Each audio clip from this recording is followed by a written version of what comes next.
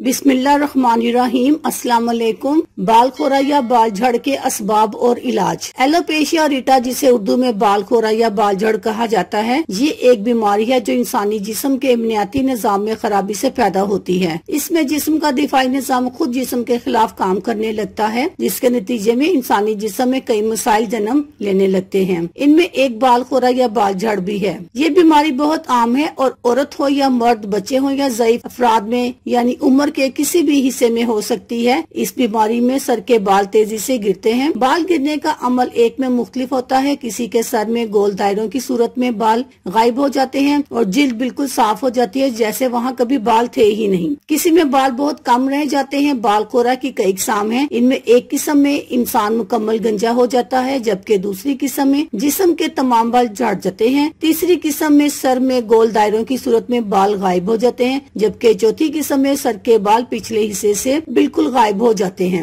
वजह, जैसा कि ऊपर बताया जा चुका है कि इसकी वजह जिस्म का इम्यूनियाती निजाम है, जिसे जिस्म का दिफाई निजाम कहते हैं। इसमें बिगाड़ की वजह से ये बीमारी जन्म लेने लगती है और जिस्म का दिफाई निजाम पहचान नहीं पाता कि जो बालों की जड़ें और फ्यूलिकल्स हैं ये इसी जिस्म का हिस्सा हैं, बल्कि वो इन्हें कोई वायरस समझकर हमला कर देता है और इन्हें खत्म कर देता है, जिसकी वजह बाल गिरना शुरू हो जाते हैं और सर में गंजपन होने लगता है। इस बीमारी की दीगर वजूहात में शामिल हैं जीन में इस बीमारी का होना, हार्मोन का गैर मतवाजन होना, स्ट्रेस, किसी दवा का रद्द अमल, बच्चे की पैदाइश के बाद कोई जिस्मानी सदमा, सख्त डाइटिंग करना, ग़िज़ाइयत की कमी जिसमें आयरन और विटामिन डी का कम होना, थायराइड ग्लैंड का गैर मतवाजन होना, दवा का मर्ज, मौसमियाती एलर्जी। इसकी अलामात ये हैं: सर के बाल का दायरों में या जिस्म के मुख्तलिफ हिस्सों से बाल का झड़ जाना, सर में जगह जगह गंजपन का होना, गंजपन की जगह पर बाल आ जाना और दूसरी जगह गंजपन का होना, बाल का तेजी से गिरना, सर्दियों में बाल का ज्यादा तेजी से गिरना, उंगलियों के नाखून का सुर्ख खुरदरे होकर टूटना शुरू हो जाना, बाल गिरने की जगह पर जिल्द का मुकम्मल साफ हो जाना, कभी कभी जलन या खारिश का होना। तशखीस, इसकी तशखीस के लिए डॉक्टर सर का और नाखून का मुआयना करते हैं और मरीज के बाल गिरने के बारे में सवाल करते हैं। थायराइड और हार्मोन के ब्लड टेस्ट करवाते हैं। इलाज, एलोपेशिया या बाल झड़ का एक काबिल इलाज बीमारी है। अक्सर कुछ अरसा बाद ही ये